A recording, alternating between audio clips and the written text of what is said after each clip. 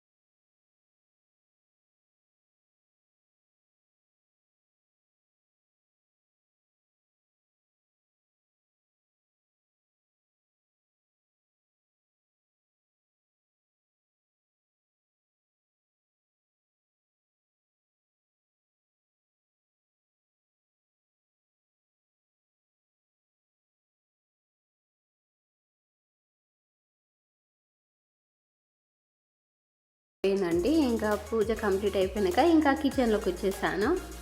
ఇంకా ఫస్ట్గా వచ్చేసి చట్నీ చేద్దామని పల్లీలు వేయిస్తున్నాను. పల్లీలు వేగేలోపు ఇంకా పప్పు కడిగి పెట్టేసుకున్నాను. ఎందుకంటే మా హస్బెండ్ డ్యూటీకి వెళ్తాడు కదా, అందుకని ఇంకా అప్పటి వరకు టిఫిన్ అయిపోవాలి, మళ్ళీ బాక్స్ కూడా పెట్టాలి. అందుకని ఏంటంటే ఫాస్ట్గా చేసేసుకోవాలి, ఎందుకంటే టైం సరిపోదు కదా.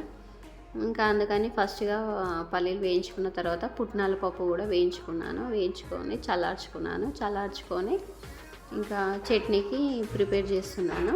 దాంట్లో 2 పచ్చిమిర్చి వేసి కొద్దిగా సాల్ట్, కొద్దిగా అల్లం వెల్లుల్లి వేసి గ్రైండ్ చేసుకుంటే సరిపోతుంది. ఇంకా నెక్స్ట్ చట్నీ గ్రైండ్ చేసుకొని పక్క పెట్టేసుకున్నాను. ఇంకా ఈలోపు మనము పాలకూర పప్పు చేద్దాం అనుకున్నాను. ఫస్ట్గా నేను పప్పు కడిగి పెట్టేసుకున్నాను కదా, నెక్స్ట్ ఇంకా పాలకూర కూడా కడిగి పెట్టేసుకున్నాను.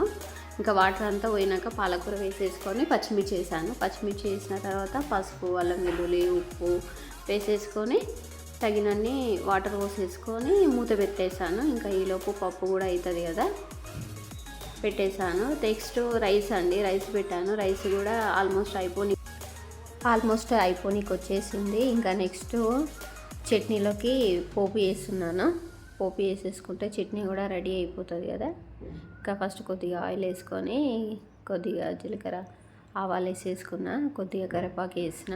ఎండుమిర్చి వేయలేదండి, ఎందుకంటే ఆల్రెడీ దాంట్లో మనము పచ్చిమిర్చి వేసాం కదా, అందుకని వేయలేదు, మళ్ళీ కారం అవుతుందని. ఓకే, అయిపోయింది. చట్నీ పని కూడా కంప్లీట్ అయిపోయింది. ఇంకా నెక్స్ట్ ప్యాన్ పెట్టుకుంటున్నాను దోశ వేద్దామని. దోశ వేసి హస్బెండ్కి పిల్లలకు ఇచ్చేస్తే ఇంకా వాళ్ళు కూడా టిఫిన్ చేసేస్తారు. టిఫిన్ చేసేసిన తర్వాత వాళ్ళకు లంచ్కి బాక్స్ పెట్టేస్తే నా వర్క్ కంప్లీట్ అయిపోతుంది. వాళ్ళు వెళ్ళినాక ఇంకా నేను టిఫిన్ చేసేసి ఇంకా షాప్కి వెళ్ళిపోతాను అన్నమాట. ఇంకా ఇంతలా బిజీ ఉంటుందండి. మార్నింగ్ చాలా బిజీ ఉంటుంది. వీడియో కూడా సరిగ్గా తీయడానికి టైం కుదరదు. ఇంకా ఒకరోజు కొద్దిగా టైం చూసుకొని తీసాను. థ్యాంక్ యూ సో మచ్ నా వీడియో చూసినందుకు.